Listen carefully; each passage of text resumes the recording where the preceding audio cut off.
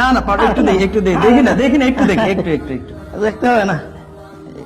এই যে ভাই ক্যামেরাটা একটু সামনের দিকে আসেন। আমার ক্ষমা করবেন, আজকে আমি হুজুরের পায়জামাটা আমি উপরের দিকে উঠাতে বাধ্য হয়েছি। কেন বাধ্য হয়েছি জানেন? এই যে দেখতে পাচ্ছেন হুজুরের পা পুরো কালো হয়ে গেছে। আপনারা কি দেখতে পাচ্ছেন?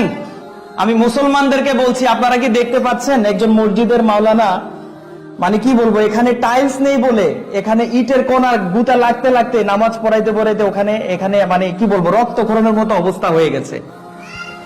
বন্ধুরা, আপনারা আমার অনেক ভিডিও ভাইরাল করছেন, আপনারা আমার অনেক ভিডিও ভাইরাল করে অনেক সহায়তার হাত বাড়িয়ে দিয়েছেন। আজকে আমি আপনাদের কাছে আবারও এই ভিডিওটা ভাইরাল চাই। আপনারা একটা লাইক করে, একটা কমেন্ট করে, একটা শেয়ার করে এই ভিডিওটা এজন্য ভাইরাল করে দিবেন, যাতে আজকে আমি হুজুরের পায়ে রক্তক্ষরণের চিত্র দেখেছি, আগামী দিন যাতে আমার আর এই আল্লাহর ঘরে দাঁড়িয়ে এই হুজুরের পায়ে এই ধরনের রক্তক্ষরণ হবে, এটা যাতে আমাদের একজন মুসলমান হিসাবে যাতে আর দেখতে না হয়, তাই আজকের এই ভিডিওটা আমি আপনাদের কাছে শেয়ার ভিক্ষা চাই। বন্ধুরা, আমি যখন জানতে পেরেছি এই মসজিদের ফ্লোর টাইলস নাই, এই যে আপনারা দেখুন, এই যে মানে ইটের কণাগুলো মানে বেরিয়ে আছে, এখানে যখন মুসল্লিরা সিজদা দেয় তখন এই পায়ে অনেক ব্যথা পায়, অনেক মুসল্লি হয়তো বা বলে না, কিন্তু আমি যখন জানতে পারছি হুজুরেরও এই কন্ডিশন, তখন আমি মনে করলাম এই কথা আমি চুপ করে থাকলে হবে না, আপনাদেরকে জানান দিতে হবে। কারণ নাস্তিকরা বলেছিল আল্লাহ তাআলা নাকি গরিব, আল্লাহ তাআলার ঘর করতে নাকি আমরা ভিক্ষা চাই, ভিক্ষা। আমরা প্রমাণ করে দিয়েছিলাম যে আমরা ভিক্ষা চাই না, আল্লাহ তাআলা আমাদের উপর তৌফিক নাজিল করেছেন, এবং সেই তৌফিক দিয়েই আজকে এই আল্লাহর ঘর তৈরির জন্য সকল কাজ সম্পূর্ণ হয়ে গেছে। শুধুমাত্র এই ফ্লোর টাইলসটা বাকি আছে এবং বাইরে কিছু টাইলসের কাজ বাকি আছে, আর বাকি সম্পূর্ণ কাজ সম্পূর্ণ হয়ে গেছে। আমি আপনাদের কাছে আবারও একটু সহানুভূতির হাত বাড়িয়ে দেওয়ার অনুরোধ জানাই।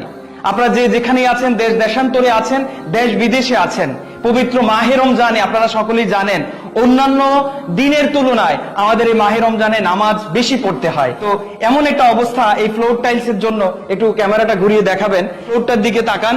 এই ফ্লোরের যদি বাকি কাজটা হয়ে যায়, ইনশাআল্লাহ এই মসজিদের সকল কাজ সম্পূর্ণ হয়ে যায়, কিন্তু আর্থিক সমস্যার কারণে এই ফ্লোর টাইলসটা বাকি রয়ে গেছে। আপনাদের কাছে অনুরোধ জানাই, আপনারা আরো একবার আল্লাহর ঘর এই মসজিদের জন্য জেগে উঠুন এবং আপনারা ভিডিওগুলো শেয়ার করে দিন, এবং আপনাদের শেয়ারের মাধ্যমে এই যে দেখতে পাচ্ছেন আশেপাশে টাইলস দেখতে পাচ্ছেন না, এই উপরে সিলিং ফ্যান দেখতে পাচ্ছেন না, আপনারা একটা লাইক করেছেন, ভিডিওটা ভাইরাল করেছেন, শেয়ার করেছেন বলে আমাদের সহৃদয়বান যারা আছে তাদের কাছে সেই ভিডিওটা পৌঁছে গিয়েছিল, এবং তারাই এই ফ্যানের ব্যবস্থা করে দিয়েছিল, তারাই এই টাইলসের ব্যবস্থা করে দিয়েছিল। তারা মসজিদে যখন কারেন্ট চলে যায়, নামাজ পড়তে কষ্ট হয়, একজন সহৃদয়বান ব্যক্তিকে যখন জানালাম, তখন উনি এই আইপিএসটা নিয়ে গতকালকে চলে আসলো। এক পর্যায়ে জানতে পারলাম যে ব্যক্তি এই আইপিএসটা দিয়েছে ওনার ঘরেই আইপিএস নাই, ওনার ঘরে আইপিএস নাই। যে ব্যক্তি আইপিএস দিয়েছে ওনার ঘরে আইপিএস নাই, কিন্তু উনি আল্লাহর ঘর মসজিদের যারা মুসল্লি রয়েছে তারা কষ্ট পাচ্ছে বলে উনি এই আইপিএসটা দিয়ে গেছেন। আলহামদুলিল্লাহ, যে কাজ পরিমাণ পর্যাপ্ত ছিল, আল্লাহ দিয়ে অনেক কাজেই কমে আসছে, সম্পূর্ণ হয়ে গেছে। বাকি যে আমাদের ফ্লোর টাইলসটা হয়ে গেলে, আর বাইরেও কিছু টাইলস আছে, আর কিছু থাই আছে সামনে আমাদের যে মাল সামান রাখার জন্য, যেমন এই দিক দিয়ে থাই গ্লাস গুলো লাগানোর প্রয়োজন, কারণ এই মসজিদে যেহেতু মানে আইপিএস সহ অনেক মূল্যবান জিনিস এখানে আছে, এগুলোকে কোরআন শরীফ রাখার জন্য এখানে অবশ্যই থাই গ্লাস দিয়ে আসলে প্রোটেক্ট করা উচিত।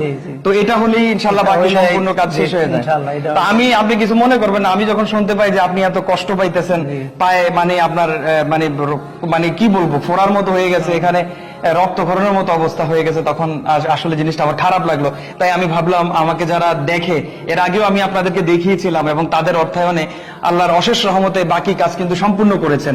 এখন এই কথাটা শোনার পর আমার আসলে অনেক খারাপ লেগেছে। নাস্তিকরা তো বলেছিল আল্লাহ কি গরিব, আল্লাহর জন্য ভিক্ষা করতে হয় কেন? তাদের কথার জবাব দেওয়ার জন্য আমি এখনো পর্যন্ত এই আল্লাহর ঘরের পেছনে লেগে আছি। আমি চাই এই আল্লাহর ঘর যতক্ষণ না পর্যন্ত কমপ্লিট হবে ততক্ষণ পর্যন্ত আমি এখানে লেগে থাকব, এবং এই আল্লাহর ঘর তৈরি করার ক্ষমতা তো আমার নাই। আল্লাহ তাআলা তৌফিক দিবেন, এবং যারা দেখছেন তাদের কাছে তৌফিক নাজিল করবেন, এবং সেই তৌফিক দিয়ে আমরা এই আল্লাহর ঘর মসজিদের কাজ সম্পূর্ণ করে দেখিয়ে দেব আল্লাহ গরিব নয়।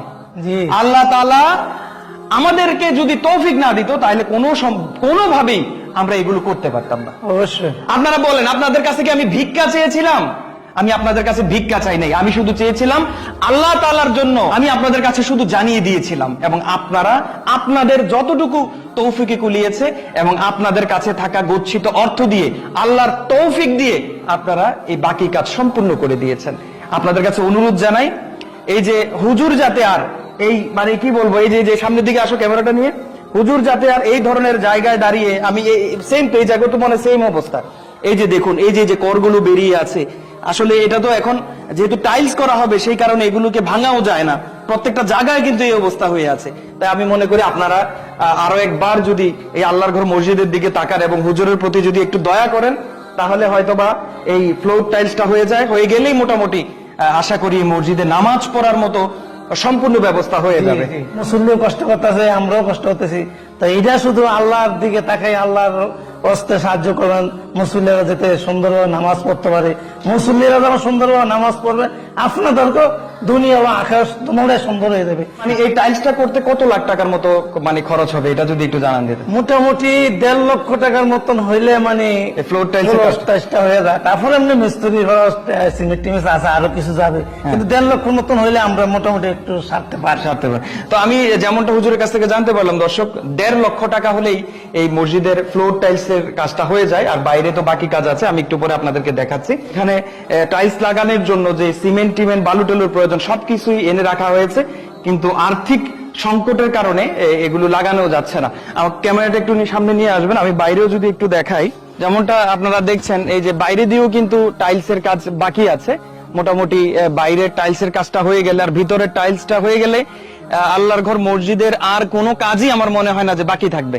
আমি এই মসজিদে যখন কোনো কিছুই ছিল না, এই জানালা ছিল না, ফ্যান ছিল না, আশেপাশে টাইলস ছিল না, দরজা ছিল না, ওই সময় আমি আপনাদের কাছে ভিডিও বার্তা তুলে ধরেছিলাম, আপনাদেরকে জানান দিয়েছিলাম যে এই মসজিদের টাইলসের সমস্যা, জানালার সমস্যা, ফ্যানের সমস্যা, বৈদ্যুতিক সংযোগের সমস্যা, আপনারা সব ব্যবস্থা করে দিয়েছেন। এগুলো সব আপনাদের দেয়া অর্থ দিয়ে করা হয়েছে।